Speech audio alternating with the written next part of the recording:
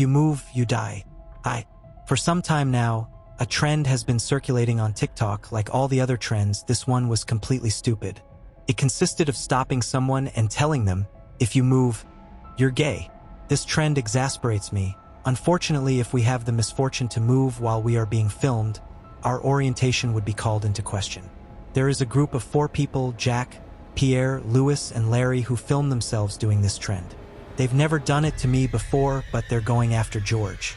Since he moved, he has been harassed on TikTok. We tried to report the videos, but nothing was done. I would really like all these stupid trends to be banned from TikTok and all social networks. Time passes and I go to TikTok. After a good 10 minutes of scroll, I came across a video that intrigued me. It was a black screen where it said, if you move, you die. I shivered. After a few seconds, I see Pierre standing in a dark room. I couldn't help but let out a scream of terror before noticing an alarm clock where the numbers were written in red. A voiceover said, POV, it's less funny when it's you. I could see the look of terror in his eyes. Each second in real life was worth 5 minutes in the video.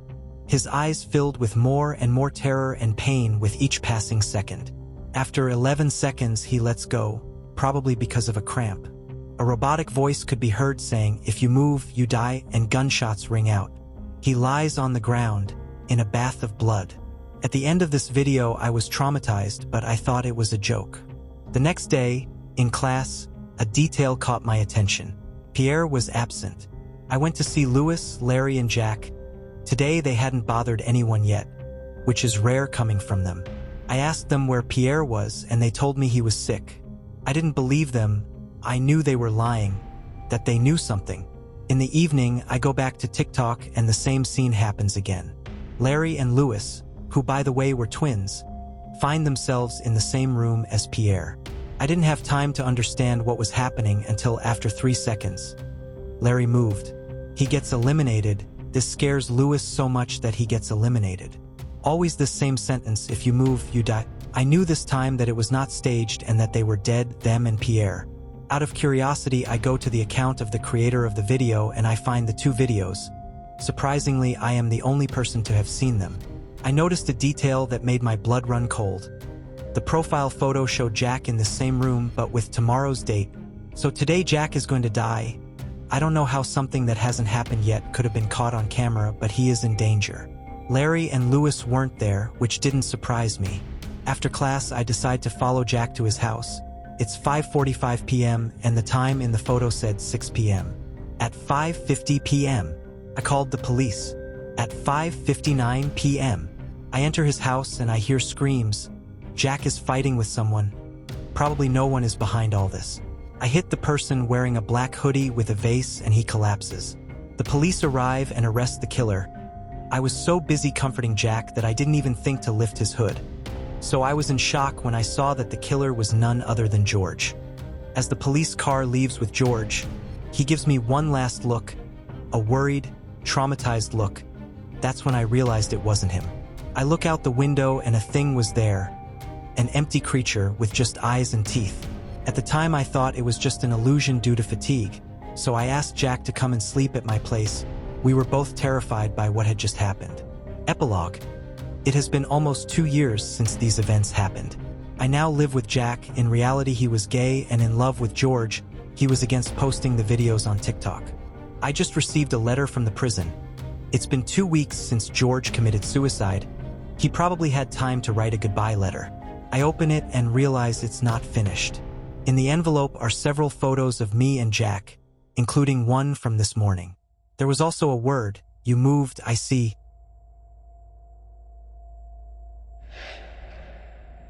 The hollowed grin. I've always been fascinated by thrift stores. There's something about the idea of owning a fragment of someone else's life that makes the world feel bigger, more interconnected.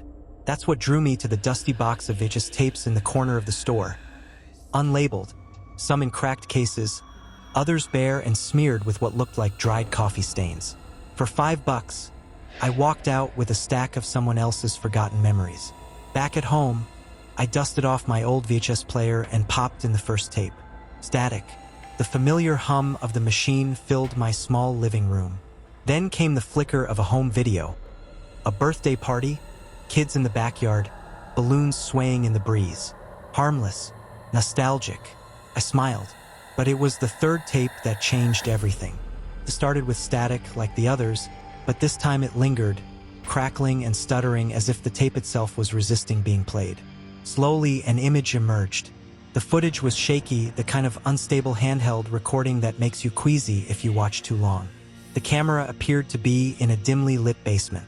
Concrete walls, exposed pipes, and then the mask. At first, I couldn't tell what I was looking at. The camera zoomed in and out erratically, as if the person holding it couldn't decide what to focus on. But eventually, it settled. The mask dominated the frame. Pale, almost yellowed with age, its surface cracked in places. The eyes were hollow black voids, and the mouth hung open in an expression that teetered between a scream and a laugh. It wasn't just a prop. It felt alive. The camera moved closer, revealing subtle details. Scratches around the edges, dark stains on the inside. The operator's breathing was audible now, uneven and shallow, like they were afraid to be too loud. A faint sound played in the background, a distant, rhythmic tapping, like footsteps echoing in a long corridor. Then the mask moved. It wasn't much, just a slight tilt, but it was enough. I froze, the remote slipping from my hand.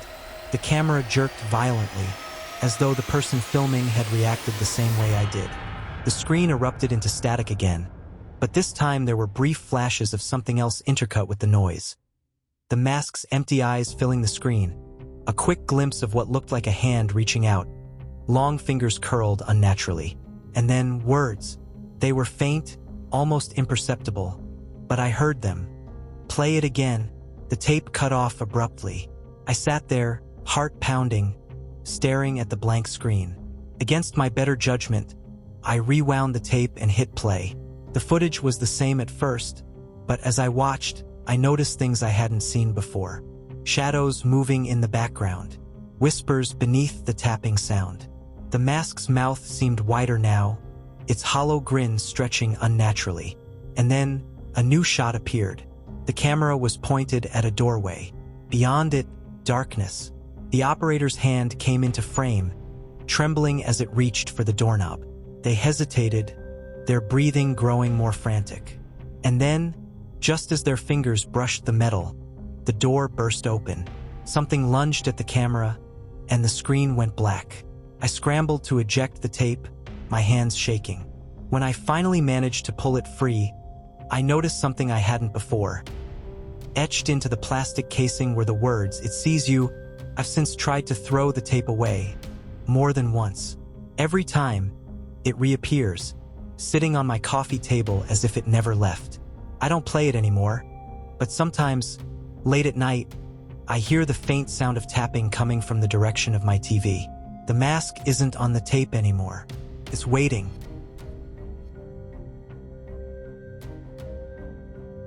I'm here waiting for you.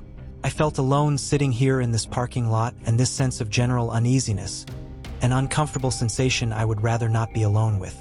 I usually prefer being alone, but tonight is different. Tonight, I would at least hope someone would hear me. I don't know where else to go, so I'll leave this here. It's a cold winter night in Thornton, Colorado, a mid-city town muddled with high rent prices and too many businesses.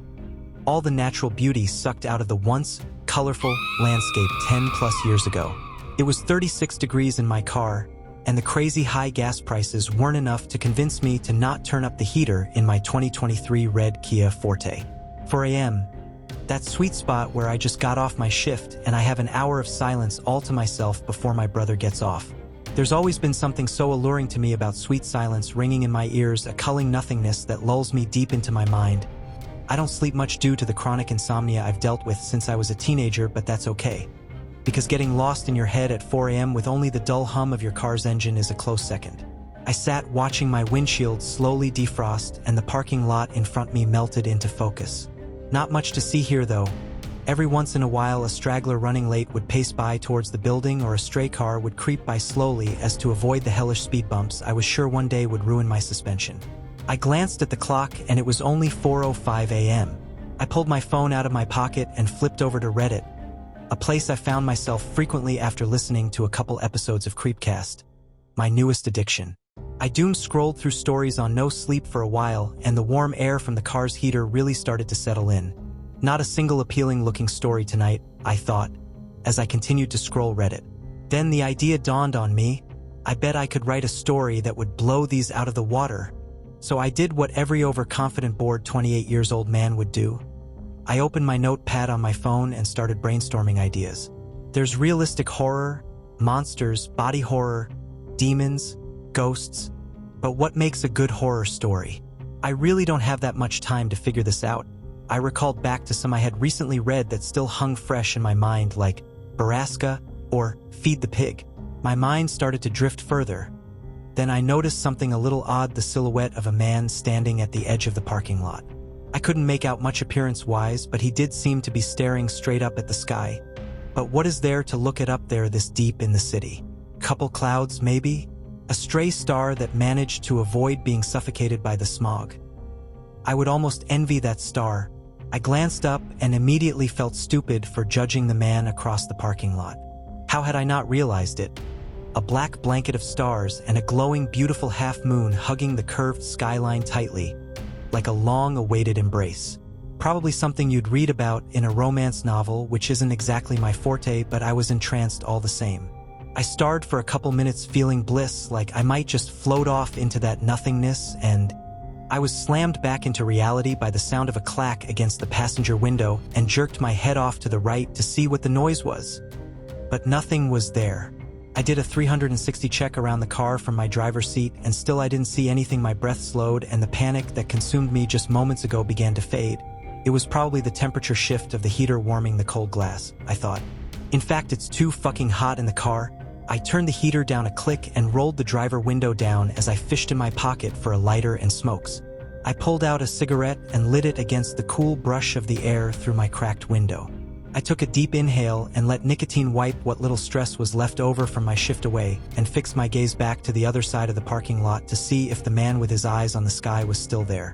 He wasn't. Probably got picked up and was on his way home to a good night's sleep. I envied the thought of it. It was almost 5 a.m. and I was mid-drag of my second cigarette when the passenger door opened. I said, "Yo," as I always do when I see my brother, and turned my head to meet a gaze that wasn't my brother's, in fact quite the opposite. A petite woman with auburn hair, pale skin, and almost unreal green eyes, probably mid-20s, sat in my passenger seat, and I nearly leap out of my skin. "Holy fucking nuts, lady, you just scared the fucking shit out of me," I said, sounding exasperated. "I'm sorry, but I think you got in the wrong car. This isn't an Uber?"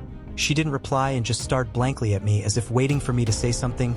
Correction, as if I hadn't said anything at all. I did a double take, dragged my cigarette, and turned my head back to look over at the strange girl, and to my horror she was still sitting there. "I'm married and live with my wife and brother. The last thing I need is some kind of dumbass allegations because of some random chick that hopped in my car." "Listen," I said, and dragged my cigarette. "I'm not really sure what you're expecting to happen here, but you need to get out of my car." I tried to sound non-threatening but firm. The car door opened and I let out a sigh of relief, but maybe too soon as my brother climbed into the passenger seat. No sign of the girl. I gripped the steering wheel tightly with my right hand and flicked the cigarette out the window, greeting my brother with a slightly quiet, and stuttered, "Why, yo." I looked over expecting my brother to tell me some shit about security stopping him on the way out like they always do, but instead was just met with the same blank look the girl had. I shuddered. "What the fuck, dude, come on, I'm too tired for this shit." He continued staring blankly as if looking right through me. I started thinking rapidly. I hadn't gone insane, right? I mean, sure, I was stressed out. Bills were behind and I had started working the night shift again, but come on. My lungs tightened and a cold chill ran down my spine, and all of a sudden everything went black. I felt like I had been pulled out of a freezing body of water, and I snapped back into reality, whipped my head to the left, cracking the side of my head into the driver's side window. Dazed, I looked around to find myself alone in the car. I was freezing. I looked down at the dial for the heater and noticed it was turned off. Did I fall asleep? I thought as I cranked up the heater. I looked at the clock. 4:59 a.m. I sat back in my seat, shivering and sweating at the same time from the fear I had just felt. My gaze fixated back across the parking lot, where I saw the shadowy figure still looking up into the sky, now walking slowly in my direction. My heart was pounding. I reached into my pocket, fishing for my pack of smokes. When the fuck is he gonna get out here? My thoughts were scrambled. A cigarette would calm my nerves, but the pack seemed to be missing from my jacket pocket. Then I remembered. I quit smoking almost 3 years ago. What the hell was I doing? I looked back to where the shadow looking at the sky was, but he was gone. What am I doing? Why is this happening? I muttered to myself as I tried to regain my composure. I glanced around the now almost empty parking lot, trying to focus my mind on anything else when my phone rang. It was my wife. I answered, "Hey, sweetheart, what's up?" A soft tone in my voice. And to my terror, there was no reply. "Hello?" I said shakily into the phone, now praying the warm voice of my wife would fill cold air of the car. But that prayer wouldn't be answered. The line clicked and the call ended. I gripped the steering wheel aggressively with white knuckles, now equal parts terrified and furious. I slammed my head into the outer ring of the wheel in a manic rage, hoping to wake myself up from this nightmare. I reeled my head back and collapsed onto the ground, behind me the frozen grass clawing at my fingers. I began to panic, aggressively looking from left to right, swiping my hands across the icy blades of grass. Tombstones all around me. I ran my cold, wet hands down my face in a panicked confusion. I swear I was just in my car, waiting in the parking lot.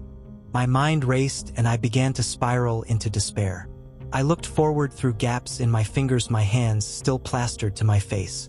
I saw a tombstone directly in front of me that read, "Alan Davis, loving brother, son and friend." I shuddered as I remembered how distraught I was and thought back to how I couldn't figure out what the hell I was supposed to write on my own brother's tombstone. The shitty words I had chosen. That's right. He was dead. The accident that took him and his fiancée from us rushed into my mind, bludgeoning me with emotions. Then why was I sitting here waiting for him to get off of work? My phone rang again, and just as quickly everything went black again and I snapped back into the car. I scrambled to find my phone and saw my wife was calling again. I answered, "Hello?" Tears running down my face and audibly upset, pleading with the gods. I never believed in that someone would say something to me. "Sweetheart, what's wrong?" My wife's loving tone instantly warmed the surrounding area. "Why aren't you home yet? Are you okay?" she said, sounding concerned. "Yeah," I said through the tears. "I'm gonna start heading home now. I forgot. I was waiting for Alan again." We ended the call with, "I love you." Now that I'd heard her voice, my body relaxed. I wiped away my tears and took a deep breath. I was ready to go. I put the car in reverse and began my drive home. Again embraced by the silence and hum of my car's engine,